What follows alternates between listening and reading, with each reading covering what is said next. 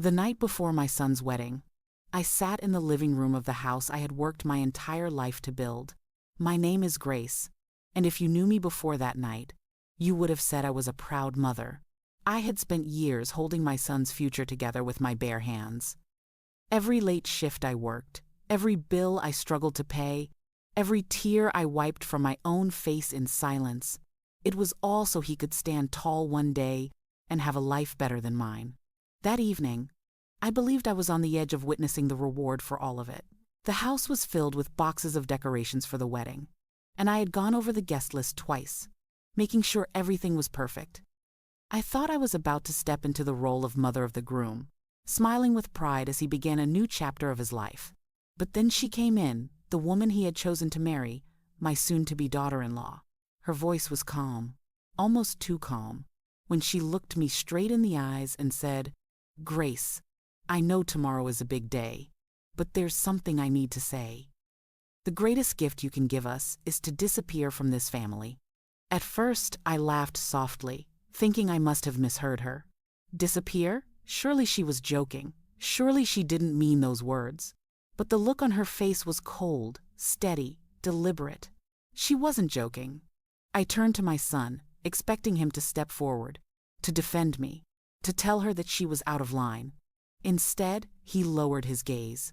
He didn't speak a word. His silence was worse than any insult she could have thrown at me. At that moment, everything froze. My chest tightened as if all the air had been ripped from the room. My mind raced with 1,000 memories. Holding him as a baby when he was sick, staying awake nights to sew his school uniforms, skipping meals so he could have enough food. I remembered every birthday I had stretched my last coin to make special, every Christmas where I hid my exhaustion just to see him smile. And now, on the eve of his wedding, the woman he loved stood in my home and told me to vanish from his life. That was the freeze-frame moment. The betrayal burned into my soul. The silence of my son carved a wound so deep that I felt it would never heal. The stakes were suddenly clear. This wasn't about a wedding anymore. This wasn't about a celebration. This was about respect, or my complete erasure from the family I had built with my blood and sweat. I wanted to scream. I wanted to ask my son, "Am I nothing to you? After all I've done, do I deserve to be pushed aside like trash?" But no words came out. Only a heavy silence filled the space, and I felt myself shrinking into it. That night, I realized that sometimes betrayal doesn't arrive with shouting or open conflict. Sometimes it arrives in the quiet of your own home, delivered with calm voices and steady eyes, while the person you love most says nothing to defend you. I sat there in my living room, surrounded by the wedding plans I had helped piece together, and I felt invisible. And so I ask you, what would you have done if the child you raised stood silent while their partner told you to disappear? Subscribe now if you believe no parent should ever be asked to vanish for love. I have always believed that a mother's love is measured in quiet sacrifices, in the invisible labor that no one applauds, and in the nights spent worrying while the world sleeps. For as long as I can remember, my life revolved around my son. From the moment he was born, every choice I made was guided by how it would affect his future. I worked jobs I didn't always like, sometimes back-to-back shifts, just to make sure he had the life I never had. I remember walking him to his first day of school, holding back tears as I whispered promises I wasn't sure I could keep. I remember the nights he was sick, curled up in my arms, and the weight of being the only one who could protect him from the world. Every scraped knee, every failed test, every heartbreak, I carried it with me. I believed that if I could give him enough support, love, and stability, he would rise higher than I ever had. When he met his fiancée, I welcomed her with open arms, wanting her to feel like part of our family, to belong. I pictured the wedding long before it became a reality, imagining a celebration that would honor his journey and the family we had built together. I saved early, putting aside money from my own pockets, even selling personal things I loved, because I wanted everything to be perfect. Vacations were skipped, small indulgences postponed, overtime hours worked, all to make sure their special day would be beyond their dreams. I went over every detail of the ceremony, the venue, the flowers, the seating arrangements. I handled logistics carefully, calling vendors, negotiating contracts, quietly making sure everything ran smoothly. I even slept on a pull-out sofa during visits to finalize arrangements, just to be nearby if any last-minute issues arose. I thought my efforts would be met with gratitude, even love. After all, I wasn't doing it for recognition. I was doing it for him. Yet amid all this preparation, moments made my heart tighten. Subtle things that I tried to dismiss as nerves or misunderstandings. The fiancé would sometimes hint that my efforts weren't necessary, or that my involvement was overbearing. I brushed it off, telling myself she was stressed, and that I should step back. My focus was supposed to be on the happiness of the couple, on their union, and on being the mother who had always been there. There were times I noticed how she spoke to vendors, implying she didn't need my help, that my guidance was unnecessary. I remember one moment when she waved off suggestions for floral arrangements, saying, "We can handle this ourselves." "You've done enough." My stomach twisted, but I forced a smile, hiding the flicker of unease. I reminded myself, my role was to support, not control. Despite these tensions, I persisted. I worked extra shifts to make sure every part of the wedding was covered. I wanted him to have the day he deserved, to step into this next chapter without the shadow of financial worry hanging over him. I told myself that even if my efforts were not recognized, the love behind them was enough. I measured my days by his happiness, by the milestones I helped him reach, and by the knowledge that he would remember the stability I had fought to provide. I spent countless hours reflecting on my sacrifices, trying to reconcile the exhaustion, loneliness, and money spent with the joy I imagined for him. I told myself that it was worth it, that any discomfort I felt would be overshadowed by the joy of seeing him step into his future. Mothers rarely receive accolades, and that was never the point. The point was love, support, and the quiet certainty that I had given everything I could. Even as I poured my heart into planning, subtle things should have raised alarms. Smiles sometimes didn't reach her eyes when she looked at me. Casual remarks slipped out, implying she saw my assistance as a burden. She laughed at jokes that undercut my involvement, and occasionally shared small secrets with friends, moments that excluded me. Each time, I told myself I was overthinking, that perhaps I was sensitive because of how much I had invested. I wanted to believe that, at the core, we were all working toward the same goal, a beautiful wedding and a happy family. Looking back, I realize how easily those early signs could have been misinterpreted. I was blinded by devotion, by the years spent building a foundation for his happiness. I thought love and sacrifice were enough to ensure my place in his life, that the woman he chose would recognize and appreciate the years I had dedicated. I was wrong. And yet, even with unease creeping in, I continued to give everything. I sold more of my belongings, worked extra shifts, and put myself last. I did it because I believed in his dream, because love is about giving even when it hurts, and because I thought my presence at this pivotal moment was unquestionable. But that night, as I reviewed the final checklist for the wedding, a subtle shiver of uncertainty ran through me. I couldn't shake the thought that my presence might not be as welcome as I had assumed. I pushed it aside, telling myself tomorrow was about celebration, and any minor tension would be swept away in joy. I convinced myself that the bond of family would always eclipse anything else. Would you give everything for your child's dream wedding if you felt unwelcome? I ask this now, not just rhetorically, but with the weight of experience. I gave my all, every ounce of energy, every penny saved, every shred of pride and comfort, and I did it believing that the bond of family would never falter. Sometimes giving everything is not enough, and the very ones we sacrifice for can become the source of our deepest wounds. I remember the first time I truly met her, the woman my son had chosen to spend his life with. The day was bright, the air filled with the nervous energy of introductions and polite smiles, yet there was a subtle chill that I couldn't ignore. From the moment she extended her hand, I felt it, a stiffness, a formality that seemed rehearsed rather than genuine. I told myself it was first meeting nerves, that she was simply shy, but deep down, a tiny knot of unease formed in my stomach. Her eyes barely met mine when we exchanged greetings. There was a polite smile, but it didn't reach her eyes, and her voice, while soft, carried a faint edge of detachment. I tried to fill the silence with warmth, sharing stories about my son, recounting the memories of his childhood, hoping to spark a connection. I spoke of the scraped knees I had patched, the nights I had stayed awake comforting him when he was ill, the small victories I had quietly celebrated alongside him. I wanted her to understand the love and care that had shaped the person he had become. I asked her about her life, her family, the things she loved, hoping to create common ground. She responded in short sentences, polite but minimal, and soon the conversation drifted. I tried to laugh at her jokes, to show I was easy to talk to, but she seemed distracted, glancing around the room as if searching for an escape from the conversation. I found myself second-guessing my approach, wondering if I had said something wrong, or if she simply didn't want to bond with me. The subtle coldness didn't go unnoticed by my son. He laughed nervously, brushing it off, saying she was just nervous or shy. I wanted to believe him, to trust that this was only the initial awkwardness of two families meeting for the first time.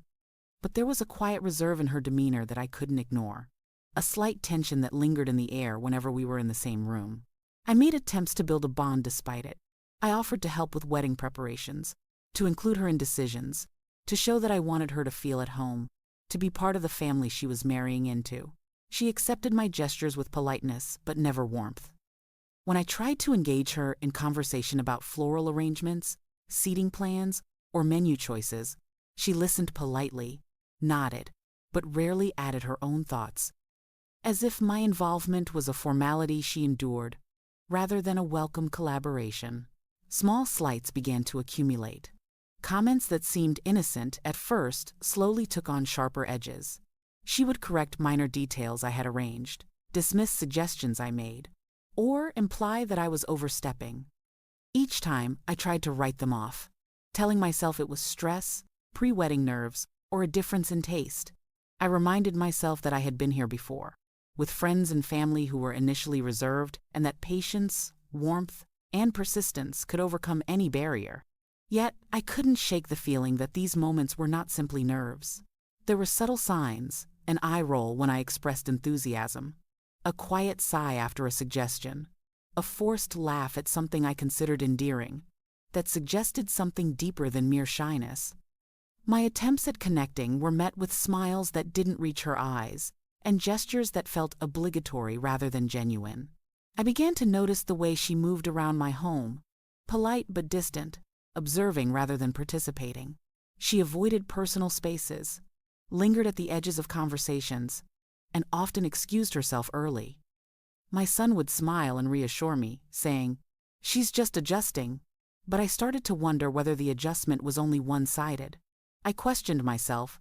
Was I too eager? Too involved? Was my presence overwhelming? I reminded myself that my intentions were pure, that I only wanted her to feel welcomed, to be part of a family I had worked so hard to build. The more I tried to bridge the gap, the more I felt a quiet resistance, a wall forming that I could not break. I found myself reflecting on every word, every gesture, every interaction, dissecting them for meaning. Was it just nerves, or was there a deeper disconnect that I had ignored in my devotion to my son's happiness? Each small coldness, each polite but distant smile gnawed at me, leaving me with a persistent question. Was I being naive, blinded by love and loyalty? Even as I grappled with doubt, I continued my efforts. I included her in decisions, shared stories, and welcomed her contributions, hoping that warmth and consistency would foster trust. I wanted her to know that I was not a rival, not a critic, not someone to be endured. I wanted her to feel that I was an ally, someone who had always loved the person she was about to marry. Looking back, I see now that the early signs were more than subtle. They were warnings. I chose to overlook them, clinging to the belief that love, patience, and effort could bridge any divide. I justified it, telling myself that a young woman entering a family for the first time might naturally feel hesitant, and that time and kindness would win her over. And yet, the unease never fully left me. I carried it quietly, a small ember of doubt in the midst of excitement and preparation. I had given so much for the wedding, for the happiness of my son, that I did not want to believe that the very person entering our family could harbor reservations, disinterest, or even subtle resentment toward me. Do you ignore red flags when love blinds your child? I asked myself this repeatedly, knowing that my answers mattered far less than the reality unfolding before me. I continued to give, to plan, to hope, even as a quiet fear whispered that this union might test my devotion in ways I had never imagined. The final weeks before the wedding felt like a whirlwind I could neither control nor escape. Every morning I woke with a to-do list etched in my mind. Every night I fell asleep running through details, making sure nothing was overlooked. The house was alive with excitement, or at least that's what I tried to convince myself. There were flowers to confirm, linens to select, catering menus to finalize, seating charts to perfect. I moved from room to room, phone in hand, jotting notes, coordinating with vendors, and sometimes juggling a budget that felt far too tight for the extravagance we wanted. I had poured so much into this celebration. Not just money, though, there had been plenty of that, but every ounce of my energy, my attention, my heart. I had sold things I loved to cover costs, taken extra shifts, skipped nights out with friends, and postponed small pleasures that I had long allowed myself. Every sacrifice felt like a brick in the foundation I was building for my son's happiness. It was more than a wedding. It was a symbol of the life I had worked to provide him. And yet, as the days drew closer, I began to notice her, the woman who would become my daughter-in-law, behaving in ways that made me uneasy. She was more assertive now, not in a collaborative sense, but in ways that felt like subtle resistance. I remember standing in the living room, arranging flowers for the rehearsal dinner, when she glanced over her shoulder and said with a slight smirk, "Are you sure that shade of pink isn't too much? We wouldn't want everything to look like a grandmother planned it." I froze, my hands hovering over the roses, trying to force my expression into neutrality. Her words stung, not because of the color of flowers, but because of the dismissal behind them. It wasn't just this one remark. It was the way she seemed to challenge every suggestion I made, the way she would nod politely, while clearly thinking my input was unnecessary. Every attempt I made to help, to guide, or to offer insight was met with a small but noticeable edge, as if my years of experience, my sacrifices, my very presence were inconveniences rather than assets. I caught myself walking on eggshells, choosing my words carefully, softening my tone to avoid conflict. I reminded myself constantly that this was my son's day, his life, and that peace was more important than confrontation. My instincts screamed that I should address the subtle slights, to assert myself, to set boundaries, but every time I opened my mouth, I hesitated. I feared that raising my voice, challenging her, or pointing out her passive-aggressive behavior would create tension with my son, who was blissfully unaware or perhaps willfully blind to the friction building in our home. The countdown continued, and I found my days split between preparations and quiet observation. I noted the way she ignored my suggestions at the florist, how she dismissed my thoughts about table arrangements, and the way she subtly rearranged my careful plans when she thought I wasn't watching. I tried to chalk it up to nerves, to pre-wedding jitters, but a creeping sense of frustration began to take root in my chest. Even as I watched her, I couldn't stop thinking about my own contributions. I remembered the countless hours I had spent planning, the money I had sacrificed, the personal comforts I had set aside. I had done all this not for recognition, not for thanks, but because I loved my son and wanted his dream to come true. Yet her behavior made me question whether my sacrifices were being seen at all, or if they were being quietly dismissed, unacknowledged, even undermined. I tried to focus on the bigger picture. The wedding would be a beautiful day, a celebration of love and family. I reminded myself that no one would care about minor irritations once the vows were exchanged, once the music played and the laughter filled the hall. But each small comment, each subtle disregard, weighed on me, leaving me with a gnawing anxiety I couldn't shake. There were moments when I considered speaking up, when the words formed clearly in my mind. I have been here for every step of your relationship, every milestone in his life. I deserve respect, if nothing else. But then I would pause, thinking of my son, imagining the disappointment in his eyes if I caused conflict. I didn't want to ruin this moment for him. I wanted to preserve peace, to be the mother who supported, who smoothed the edges, who made the day perfect. The more I silenced my own feelings, the more the tension inside me grew. I began to notice the little things that added up. The way she would subtly roll her eyes when I gave advice. The half-smiles she offered when my enthusiasm overflowed. The sighs she tried to hide when she had to acknowledge my suggestions. It was passive, it was quiet, but it was unmistakable. And yet, the house continued to buzz with activity. Vendors arrived, deliveries were made, tables were set, and I moved among it all like a conductor orchestrating a symphony. I made mental checklists, double-checked orders, and resolved last-minute issues, all while keeping my anxiety tucked deep inside. I smiled, I nodded, I praised, and I encouraged, masking the storm of frustration and sadness that churned beneath the surface. I wondered repeatedly, would it be better to call her out, to address these small slights head-on, or to stay quiet for the sake of peace? Every instinct told me that confrontation could escalate the situation. Yet my heart screamed for acknowledgement, for the recognition that I had given so much, for the validation that I deserved as a mother who had devoted her life to ensuring her child's happiness. But in the end, I chose quiet endurance. I continued to work, to plan, to give, hoping that the wedding itself would overshadow the tensions, that the love we were celebrating would drown out the subtle hostility, and that my presence, my efforts, and my heart would still matter when all was said and done. I remind myself now, looking back, that I did what any parent would do. I put my child first. I sacrificed. I endured. I loved. And still, in the quiet moments, I knew that the challenges I faced in these final weeks were a foreshadowing, a subtle warning that love and devotion alone might not protect me from the hurt that lay ahead. Would I have called her out? Perhaps. But for the moment, for the sake of my son, I stayed quiet, silently enduring the passive aggression, the small slights, and the tension that shadowed what should have been the happiest countdown of his life. Do you call it out? Or stay quiet for the sake of peace?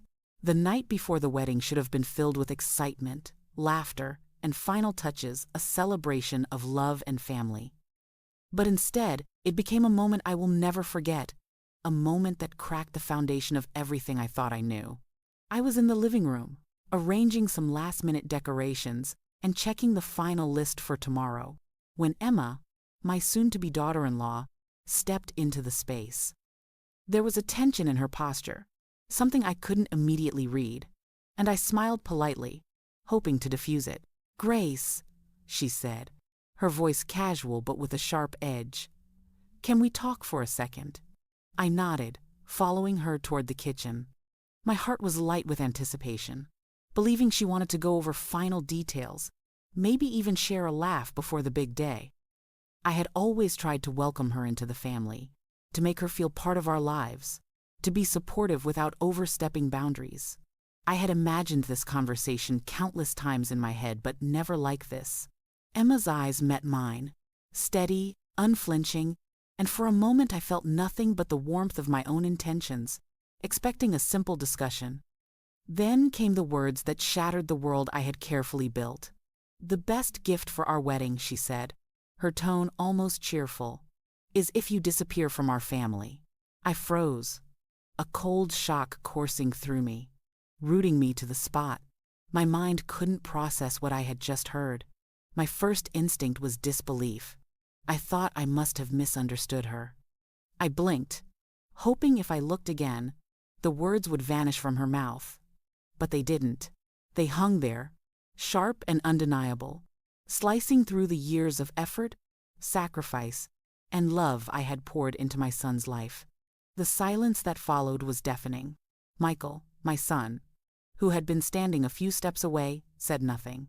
He didn't defend me, didn't offer reassurance, didn't even glance my way. His silence cut deeper than any words could. I had imagined his support, his gratitude, his acknowledgement of everything I had done for him, but there was none of it, only a void where love should have been. I felt my knees weaken slightly, my hands trembling as I gripped the edge of the counter for stability. My chest tightened with a mix of heartbreak, confusion, and anger. How could someone I had nurtured, protected, and sacrificed for speak to me in such a way? How could my own son, the boy I had guided through every hardship, remain silent while his fiancée uttered words meant to erase me from his life? The room seemed to constrict around me. Every decoration, every carefully planned detail of the wedding, every small sacrifice I had made to ensure this day would be perfect, felt suddenly meaningless. I wanted to scream, to demand an explanation, to make them understand that the woman standing before me, the one who had the audacity to ask me to vanish, did not know the depth of love, care, and toil that had built the life my son had today. I remember my throat tightening, my voice catching before I could even formulate words. I wanted to ask, "How can you say that?" But even as I opened my mouth, the words seemed to vanish in the chasm of shock. My mind raced, trying to find some sense in the senseless. Had I misread years of subtle tensions? Had I overlooked signs that pointed to this moment? Emma's eyes never wavered. She looked at me as if I were an obstacle she simply wished to remove, a shadow from the bright life she imagined with Michael. And yet, she smiled, almost sweetly, delivering her blow with a casualness that made my heart ache more than cruelty ever could. I felt an internal fracture, the deep, gnawing ache of betrayal. I thought of the countless nights I had worked through exhaustion, the money I had sacrificed, the personal moments I had given up to ensure my son's happiness. And all of it, in that instant, seemed invisible to the very people I had devoted my life to. My love had been met with erasure. My presence, my sacrifices, my very identity as a mother, they were dismissed in a sentence. Michael still didn't speak. His silence was heavier than Emma's words, a quiet acquiescence that made my pulse pound with a mix of sorrow and disbelief. I wanted him to defend me, to acknowledge that what she said was unacceptable, but he remained frozen, unsure or unwilling to intervene. His eyes looked everywhere but at me, and in that moment, the boy I had raised, the child I had protected and guided, seemed almost foreign. I felt tears welling up, hot and stinging. But more than tears, I felt a fire ignite within me, a sharp, furious determination to not let this moment define me. I realized that while they could speak, threaten, and attempt to erase me, they could not take away the years of love, effort, and resilience that had built the person I was. I could not allow a single sentence to dismantle my sense of self-worth, or the foundation I had laid for my son. The words echoed in my mind. The best gift is if you disappear. Every repetition reinforced the betrayal, but it also fueled a growing clarity. I would not vanish, not out of spite, but because my life, my love, and my sacrifices mattered, even if they failed to see it. I would face tomorrow on my own terms. And I would not let this moment steal the strength I had cultivated over decades. As I stood there, hands trembling slightly, I realized the depth of the choice before me. I could retreat, try to smooth over the tensions, pretend nothing had happened for the sake of appearances. Or I could honor myself, confront the betrayal in my own way, and reclaim the dignity that had been so casually dismissed. My heart ached at the thought of estrangement, at the fracture forming between my son and me, but a quiet voice inside reminded me that love should never come at the cost of self-respect. The room seemed to close in, the walls lined with wedding preparations, yet my vision narrowed to a single, clear truth. No matter how much I had given, no matter how deeply I had loved, I would not allow myself to disappear. Not tonight, not ever. If you were told to vanish from your own family, what would you do in that moment? I ask this not as a hypothetical, but as a question weighed with heartbreak, disbelief, and the sudden clarity that some truths cannot be ignored. Some words demand a response, not silence. And some betrayals, no matter how shocking, reveal the strength we never knew we had. I lay awake that night, long after the house had quieted, the wedding preparations resting in uneasy silence around me. The words, "The best gift is if you disappear from our family," echoed relentlessly in my mind, like a broken record I could not shut off. I turned onto my side, hugged the pillow, and closed my eyes. But sleep refused me. Every moment of rest felt impossible, when betrayal had burned its mark so deeply across my heart. I remembered the years of sacrifices that had led me to this night, the invisible ledger of love and labor that only I could tally. I recalled the countless nights I had nursed my son through childhood illnesses, sitting by his bedside as he shivered and coughed, whispering promises that I would always protect him. Those nights had been long, exhausting, and often lonely, yet I had never regretted a single one. Each scrape and fever, every tear and sleepless vigil, had been a building block for the life I hoped he would lead. I thought of school fees and tuition payments I had stretched to cover, the bills I juggled on tight budgets, the meals I skipped so that he could eat heartily, the clothes I patched instead of buying new, so he could wear clean, presentable outfits. Every small deprivation I endured had been a conscious choice, a love expressed in quiet and constant devotion. I had believed that if I gave him everything I could, he would understand, appreciate, and honor it, not discard it in a single cruel sentence. Memories of late nights, exhausted from work and worry, flashed through my mind. I had held him when the world felt too heavy, when friendships faltered, when challenges seemed insurmountable. I had sacrificed sleep, health, and personal ambition so he could step into opportunities I had never been granted. And yet, here I was, lying awake, realizing that none of it mattered in the eyes of the very people I had devoted my life to. The room felt cold, though I knew it was warm. My mind replayed Emma's words over and over, dissecting every nuance, every tone. Her casual cruelty had pierced deeper than any attack I could have anticipated. And Michael's silence, it was worse than words. He had allowed the statement to hang between us, unchallenged, leaving me to grapple alone with the weight of erasure. I had expected some acknowledgement of my years of devotion, some spark of gratitude, some defense, but nothing came, only silence. I thought about dignity, about what it meant to hold my head high even when the world seemed intent on diminishing me. My heart ached, a raw, pulsing pain that demanded attention. I could allow myself to fall into humiliation, to cry and beg, to collapse in despair, but I knew that would not honor the life I had built, the sacrifices I had made. I had given so much of myself to my son and his dreams. To give up my dignity in response would feel like losing everything all over again. I thought about the choice before me, to let the night consume me with sorrow, or to hold a quiet, unyielding resolve. My eyes traced the outlines of the wedding decorations around the room, the flowers meticulously arranged, the seating chart carefully perfected. Every detail represented not just a celebration, but years of tireless effort, years of love poured into a single day. And yet, the day had been tainted by words meant to erase me, to minimize everything I had given. The emotional breaking point arrived slowly, creeping up in waves. I cried silently, tears slipping down my cheeks as I acknowledged the depth of betrayal. But even as I wept, a steady voice inside me reminded me that crying alone could not undo the hurt, nor could it define me. I could fight, in whatever way I deemed necessary, not out of vengeance alone, but to reclaim my own sense of self, to assert that love, labor, and loyalty were not things to be discarded casually.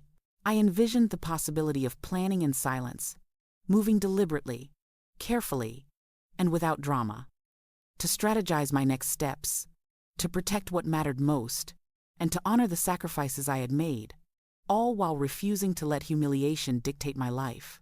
There was a power in this quiet determination, a fire that burned beneath the heartbreak. I realized that I had been given an unwanted clarity, the knowledge that my presence, my labor, and my love were underappreciated, yes, but that did not diminish their value. I recalled moments from my life that had demanded courage, the times I had taken extra shifts to cover tuition, the nights I had gone without sleep to help with projects or emergencies, the weeks when I had put aside personal comfort so that my family could flourish. I realized that these moments, these countless choices, had built a foundation of resilience within me.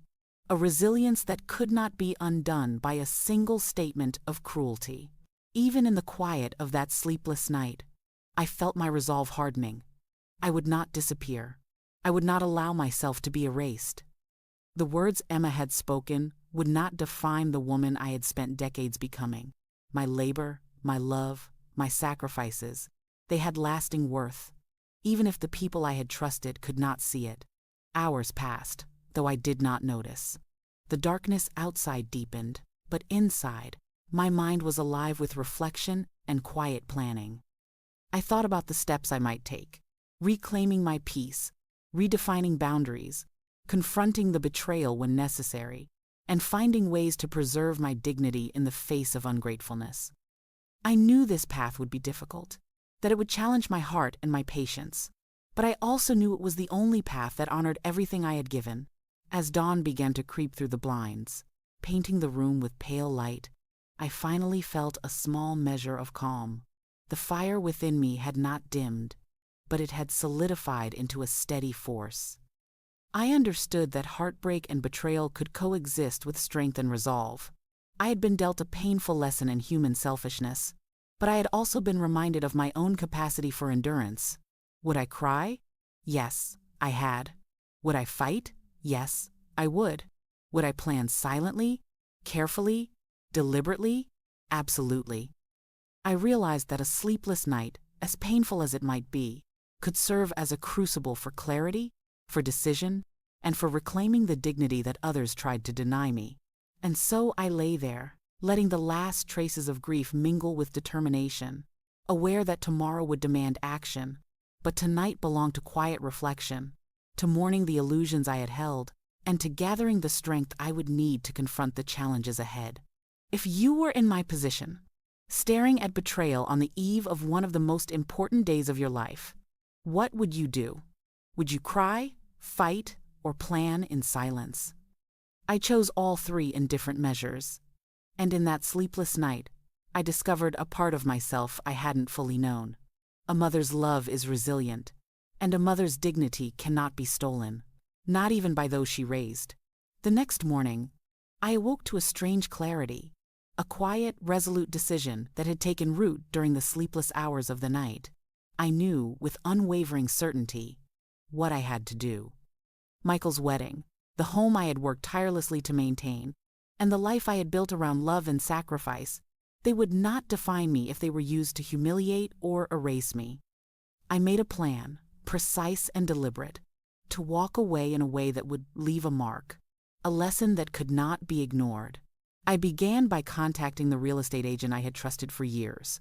I explained briefly that circumstances had changed, that the property would be put on the market immediately. I didn't feel the need to justify my emotions or recount betrayal. The transactions had to be clean and methodical. As I spoke with the agent, I could feel the weight of the decision pressing against my chest, a mixture of grief, anger, and fierce resolve. Every word spoken into the phone reinforced the fact that I was reclaiming control over my life, even if it meant walking away from the familiar and the comfortable. Next came the calls to the wedding vendors. Florists, caterers, photographers, venue coordinators, all had to be informed. I explained that we would be canceling all arrangements. The sound of disappointment in their voices tugged at me momentarily, a reminder of how interconnected my life had become with this celebration. But I steeled myself. This was not a moment for hesitation. It was a moment for principle. I had poured years of labor, of love, into ensuring a perfect day, and yet my presence had been discounted, my sacrifices dismissed. This was my response, quiet but irrevocable. As I walked through the house, the rooms echoed with memories. Every corner held laughter. Every wall had absorbed years of love, struggle, and unspoken resilience. I began packing, carefully and deliberately, knowing that the things I carried would not just be possessions, they would be fragments of the life I had built for myself and for Michael. I took photographs, letters, keepsakes, mementos of milestones and tender moments. I handled each item with reverence, whispering silent farewells as I placed them into boxes. Each package was a statement. I was leaving, But I was not broken. I was teaching a lesson about dignity, respect, and the consequences of callous words. The emotional weight of this act pressed on me constantly. Memories tugged at my hands as I packed. I paused to run my fingers over the handprints Michael had left on the walls as a child, the scribbled drawings he had created with joy, the school awards I had framed with care. I realized that letting go of a physical space did not mean letting go of the love that had defined it. The house would be sold, the wedding postponed indefinitely, but the years of devotion, the foundation of care and protection, were indelible. I methodically walked through each room, ensuring that every item I chose to leave behind would speak its own story. I left a note on the kitchen counter, carefully worded, explaining that I had acted not in spite, but in response to a cruel disregard for all I had given. The words were firm but not vindictive, a mirror held up to those who had demanded my disappearance. It read, in essence, that love and labor could not be dismissed without consequence, that the value of sacrifice was not something to be taken lightly, and that I had chosen to leave, not out of bitterness, but to reclaim my dignity. As I closed the front door for the last time, I felt an unexpected sense of liberation. The echoes of laughter, the faint scent of home-cooked meals, the faint creak of the floorboards, these were no longer chains holding me in place. They were memories to be carried within me, lessons that no betrayal could erase. I walked away with a calm, unshakable sense of resolve, knowing that the world I was leaving behind was one of circumstance, not essence. I contacted friends and trusted relatives, quietly informing them of the change in plans and explaining that I needed space to heal. There was no drama, no spectacle, just a measured retreat, a reclaiming of my life and my choices. I imagined Michael and Emma discovering the empty house, the canceled bookings, the note. I did not revel in imagined shock or anger, but I knew that the impact would be undeniable. For once, they would understand, in a visceral way, the weight of being disregarded, the cost of asking someone to vanish from their own family. Every step, every call, every packed box carried emotional significance. This was not a hasty decision born of anger. It was the culmination of years of unseen labor and unacknowledged devotion. It was a response to the ultimatum that had shattered the illusion of welcome, a reminder that love without respect is not enough to bind a family. Each memory I carefully wrapped and carried with me became a talisman, a proof of endurance and a testament to the unbreakable bond between mother and child, even when threatened by dismissal and cruelty. Finally, I paused at the threshold, looking back one last time. The walls seemed emptier, the rooms quieter, but I felt something else rising within me: clarity, strength, and a profound sense of self-worth. I had acted decisively, with precision and heart, and in doing so, I had reclaimed my agency. The world outside the house awaited, full of unknowns, but I was ready. I had walked away from what was taken for granted, not out of vengeance, but out of the necessity to preserve my dignity and honor the years of dedication that could not be erased. Could I walk away from the home I had built, from the celebration I had orchestrated, from the life I had worked so tirelessly to create, to teach one unforgettable lesson? The answer was yes, because sometimes the act of leaving is the clearest way to show the value of presence, of sacrifice, and of unwavering love that demands respect. I left not as a defeated figure, but as a mother, as a woman, as someone who knew her worth and refused to allow it to be dismissed. The sun rose the next morning, casting light over streets that would soon witness a home emptied and a celebration paused indefinitely. I walked away with my head high, carrying memories, lessons, and a quiet, unshakable knowledge that I had done everything I could to preserve love, dignity, and principle. And in that act of disappearance, I found something I had not expected: liberation, clarity, and the first stirrings of a life no betrayal could take from me. The morning of what was supposed to be the happiest day of Michael's life arrived with an eerie quiet. I had woken before sunrise, completing the final touches on my disappearance. The last of the personal belongings had been packed into boxes, the house stripped of the trappings of a wedding, the decorations removed or returned to vendors.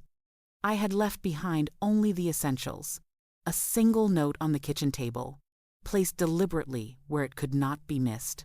When Michael and Emma arrived, I imagined the anticipation on their faces, the excitement that should have filled the air. I remembered the countless nights I had stayed up, making sure every detail of their wedding would be perfect. The flowers, the seating arrangements, the cake, the music, the invitations. Every ounce of energy, every penny saved or earned, had gone into ensuring this day would be flawless. And yet, as they stepped through the front door, the scene that met them was one I had orchestrated to convey the weight of my absence, the depth of my choice. The house was empty. The walls that had once held photographs of birthdays, anniversaries, and family gatherings were bare. The rooms that had echoed with laughter and quiet conversations were silent. The furniture, the decorations, the reminders of a life I had built with care and sacrifice, all were gone. For a fleeting moment, I imagined the shock that would ripple across Michael's face, the disbelief that would twist Emma's expression. But I did not linger on vindication. I focused instead on the purpose of my action. The note I had left was simple, concise, but carried the weight of years of devotion and countless sacrifices. I had chosen every word carefully, ensuring it would speak of love, hurt, and the need for recognition. I wanted them to understand, not in anger or vengeance, but in clarity, that the life I had built for them, the home I had maintained, and the celebrations I had orchestrated, were not to be taken for granted. I hoped the note would serve as a mirror, reflecting the consequences of dismissing those who give everything without complaint. As I watched them enter the kitchen, seeing the note lying there in stark contrast to the bare countertops, I could almost feel the moment stretching, thick with the tension I had meticulously set. Michael's eyes widened slightly, confusion flickering across his face. Emma's lips parted as she took in the emptiness around her. I did not speak. I did not appear. My absence itself was the message. The silence was louder than any words I could have spoken, a testament to the years I had devoted to ensuring their happiness, only to be asked to vanish from their lives. In that silence, I reflected on the choices that had led me here, the sleepless nights, the countless hours spent coordinating vendors and managing budgets, the compromises and personal sacrifices that had been second nature to me, all culminated in this singular act. I had left behind a home that had been filled with memories, a wedding that had been poised to take place, and a family that had assumed my presence was a guarantee. And yet, the reality was clear. Gratitude had been replaced with entitlement, respect had been overshadowed by disregard, and my love had been taken for granted. I imagined what they might read in the note, the impact it would have as they realized that the life they had assumed was theirs by default had been taken away in a single, deliberate choice. The words spoke of devotion and disappointment, of boundaries crossed and respect denied. They were a reflection of every sleepless night, every penny spent, every compromise made silently and without acknowledgement. And in that act, I had ensured that my voice, my sacrifices, and my dignity would not be erased, even as I physically removed myself from their lives. For a moment, I allowed myself to feel the weight of what I had done. The house was empty. The celebration paused indefinitely, and the illusion of control they had assumed over my efforts was shattered. But alongside the gravity of the moment, I felt a sense of liberation. I had acted not out of anger or spite, but out of necessity. My dignity, my self-respect, and the acknowledgement of my contributions demanded recognition, even if that recognition came in the form of absence. I wondered, as they stood there taking in the emptiness, what thoughts raced through Michael's mind. Would he understand the years of effort that had gone unnoticed? Would he reflect on the countless sacrifices that had made his life smoother, his dreams more attainable? And Emma, would she recognize the subtle ways in which my involvement had ensured their wedding could even exist? Or would she see only the inconvenience of my absence, failing to grasp the depth of love that had guided every decision I had made? I let these questions hang in my mind, knowing that my presence or absence would speak louder than any conversation could. I had given everything I had to support, to nurture, to enable the life they now sought to celebrate. And now, in stepping back, in removing myself and leaving only a note as testimony, I had given them something else, a chance to confront the consequences of their disregard, to face the reality of taking love and sacrifice for granted. I imagined my words settling into their minds as they read the note slowly, perhaps more slowly than they might have expected. Every sentence carried not just explanation, but the weight of history, the unspoken labor of years, and the emotional cost of being disregarded. I had poured myself into their lives quietly, invisibly, and now, through this act of strategic absence, I ensured that those efforts could not be ignored. And as I closed the door behind me, leaving the empty house and the paused celebration behind, I felt a strange mixture of sorrow and satisfaction. The wedding would not proceed as planned. The home, once filled with laughter and anticipation, was silent. But in that silence, there was clarity, an undeniable statement. Love without respect is not enough. And sometimes, the strongest lessons are taught not through confrontation, but through deliberate action. What words would I have written in that note? I chose words that honored my devotion, communicated the hurt, and demanded reflection. I would ask them to consider the weight of every choice I had made for their happiness, and to recognize that asking someone to vanish from their own family carries consequences that cannot be ignored. Those words were not for revenge, they were a mirror, a testament, a record of love and dignity that had been disregarded for too long. And so I left, knowing that sometimes the most powerful lessons are taught in silence, in absence, and in the quiet reflection of those left behind.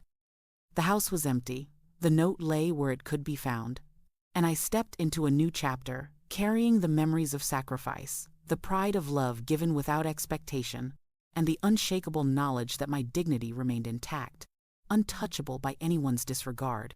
I watched from a distance, hidden behind the shadow of the trees lining the driveway, as Michael and Emma stumbled through the doorway. Their expressions were exactly as I had imagined: confusion, disbelief, a flicker of panic that spread quickly to frustration and anger. Michael's mouth opened, words forming, then disappearing as he tried to comprehend the absence of everything he had assumed would be there. Emma's hands went to her face, her eyes darting around the empty living room, the bare countertops, the missing furniture, the vanished decorations. The first moments were pure shock. They circled the kitchen, the living room, the hallways, trying to find some logical explanation. I knew there was none. Everything they had counted on, the venue arrangements I had finalized, the caterers confirmed, the floral installations, I had systematically canceled or returned. The house, once alive with anticipation and the evidence of years of careful planning and sacrifice, was now empty, except for the note I had left deliberately on the table. I could hear Michael's voice rise first, strained and incredulous. "Mom? Mom? What happened?" There was no answer. No presence. Only the emptiness of a house that had been their world for the day, suddenly stripped bare. His voice cracked with panic, frustration, and an edge of disbelief that I recognized from his childhood when something disrupted his routine unexpectedly. Only now, it was directed at a reality I had created deliberately, to reflect back the magnitude of what I had silently endured for years. Emma's reaction was different. She spun in the center of the room, hands trembling slightly, scanning for any explanation. This isn't funny. Where is she? Why would she do this?"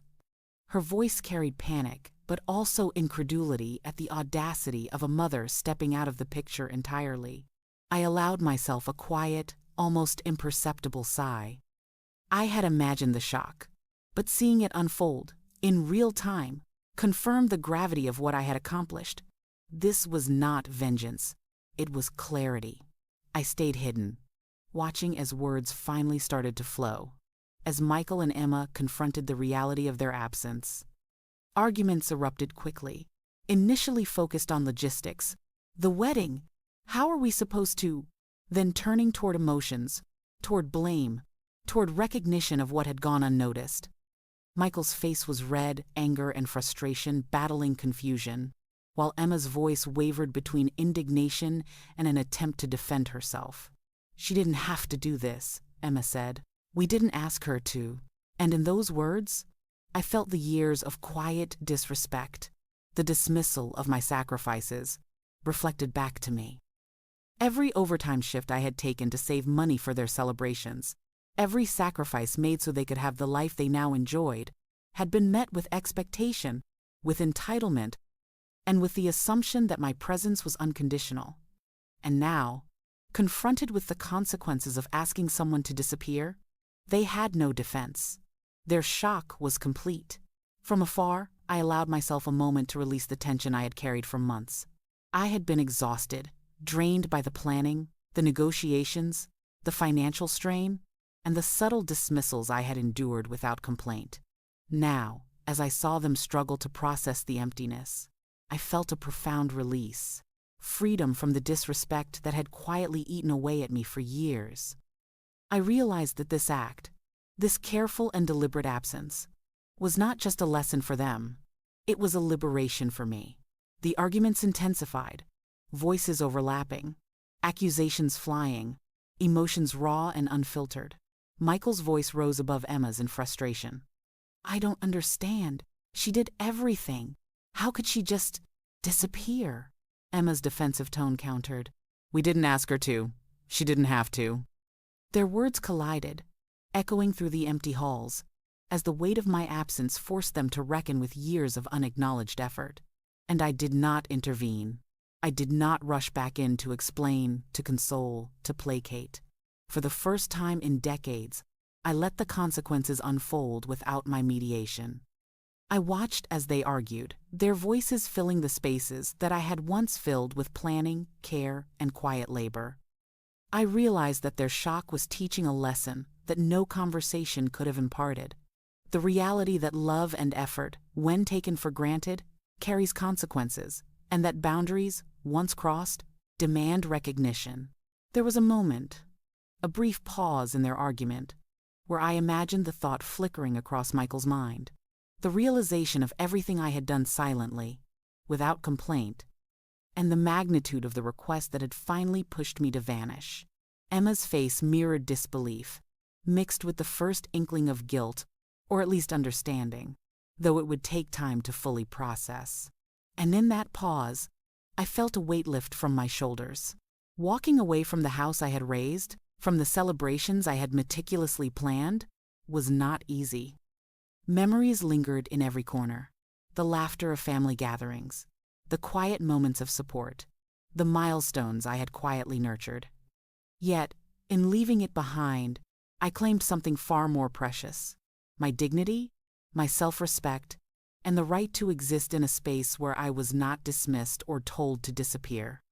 My freedom had been earned through careful planning, patience, and the quiet courage to act when words were no longer sufficient. I imagined the note in their hands, the words carefully chosen to convey years of devotion, disappointment, and the need for recognition. It was not a threat, nor punishment, but a mirror held up to the consequences of entitlement. They would read, they would feel, and eventually, they would reflect. My act was not about revenge. It was about teaching the irrefutable value of respect and acknowledgement. As I stepped onto the driveway, leaving the empty house behind, I felt a profound sense of liberation. The wind brushed my face, the morning sunlight warming my back, and with each step, I felt lighter, freer, and more whole. I had made a choice, and though it was difficult, it was mine alone. I had reclaimed my narrative, my voice, and my boundaries. Would I feel guilt? Perhaps fleetingly, in the quiet moments. But overwhelmingly, I felt peace. A peace born from asserting myself, from refusing to let disrespect stand unchallenged, and from knowing that I had finally taken a step for myself, even if it meant leaving everything I had built behind. Could anyone else understand the magnitude of what it meant to disappear for a lesson in love, respect, and recognition? Perhaps not immediately. But I knew, deep within, that this act was necessary, and that my absence would echo far longer than any argument, any wedding celebration, or any fleeting frustration could. It was a statement, a boundary, and ultimately, a release. Would you feel guilt or peace in walking away from everything you built to teach the ones you love the hardest, yet most necessary lesson? I had chosen peace, and in doing so, I had found freedom. As I walked away from the empty house, the early morning light brushing against my face, I felt the weight of everything I had carried begin to lift. It was not just the house, not just the wedding arrangements, not just the years spent preparing, sacrificing, and giving. I was leaving behind decades of invisible labor, quiet support, and unacknowledged devotion. Every sleepless night spent worrying about Michael, every penny saved for his education and for this day, every effort to make his dreams a reality, I had poured myself entirely into them. And yet, all of it had been met with an ultimatum: vanish. In that moment, I realized something profound. Love, no matter how deep, does not erase dignity. Sacrifice does not obligate anyone to treat you with respect. And even when you give everything for the ones you cherish most, it does not guarantee gratitude. For years, I had measured my worth in my ability to provide, to nurture, to support. I had equated my love with endurance, my presence with unconditional approval. And yet, the silence of Michael, the audacity of Emma, and the shock of seeing the house bare had taught me a lesson I could no longer ignore. I remembered the countless mornings waking Michael up, coaxing him through challenges, patching scraped knees and broken hearts, listening to dreams and fears that seemed so fragile at the time. I remembered every skipped meal, every exhausted evening spent counting bills, every sacrifice that no one ever saw. I had believed that these acts of devotion would secure my place, that they would protect my bond with my son, and ensure that my love was both recognized and returned. How naive I had been to think that love alone could shield me from betrayal. Watching them that morning, the panic, the disbelief, the arguments echoing through empty halls, I felt no triumph, no malicious satisfaction. What I felt was a quiet relief, a profound clarity. I had set boundaries where none existed, asserting my right to respect and recognition. I had removed myself from the situation that had long demanded my surrender, and in doing so, I reclaimed not only my dignity but also my voice. For years, I had been silent, accommodating, forgiving even the smallest slights, believing that my presence alone was enough to hold a family together. Now I know better. Freedom came not from anger, but from the conscious choice to walk away. I could have stayed, explained, begged for understanding, or attempted to mend what was already fractured by entitlement and disregard. Instead, I acted deliberately, choosing to step out of a world where my love was taken for granted, where my sacrifices were minimized, and where my existence was treated as optional. In that choice, I discovered the strength that had been quietly accumulating in me all along, the courage to honor myself even when those I loved did not. I also reflected on the deeper meaning of family and love. Love is not blind, and it is not absolute. It is not a license to demand, to manipulate, or to erase another's existence. True love, the kind I had offered Michael for years, recognizes boundaries, honors, respect, and values the dignity of the one giving as much as the one receiving.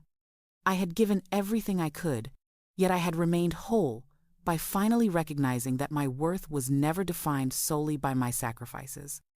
My value existed independently of their gratitude, independent of their acknowledgement, independent of their wedding day expectations. There is a haunting clarity in moments like these, a realization that sometimes the hardest lessons are also the most freeing. I had carried the expectation that my love and labor were enough, only to find that respect and recognition must be earned mutually. And when those expectations were dismissed, when my presence was treated as negotiable, I was left with a choice: endure quietly and continue to be diminished, or act, assert, and reclaim myself. I chose the latter. It was painful, yes. The echoes of years spent giving, the memories packed into boxes and left behind, the house once alive with joy and now empty, all of it pressed heavily against my heart. Yet within that pain was a strange and invigorating liberation, the knowledge that I could no longer be erased without my consent, that I could walk away without shame, and that my love for my child did not demand self-diminishment. I could continue to care deeply, support, and love, but I would never again allow my existence to be contingent on someone else's comfort or approval. This is the lesson I carry forward. Love without dignity is not love. Sacrifice without respect is not worth losing oneself. Boundaries are not betrayals. They are survival. And sometimes, the greatest act of devotion to those we care about most is the courage to step away, to ensure that our own hearts remain intact. If you ever find yourself in a situation where your love is met with entitlement, where your presence is optional, where your sacrifices are disregarded, remember this: you are not diminished by walking away. You are strengthened. You are preserved. And in that preservation, you reclaim the power that has always been yours. So I ask you, with the weight of experience behind me, if your own child stood silent while their spouse erased you, would you forgive or disappear forever? Subscribe now for more stories of family, betrayal, and justice.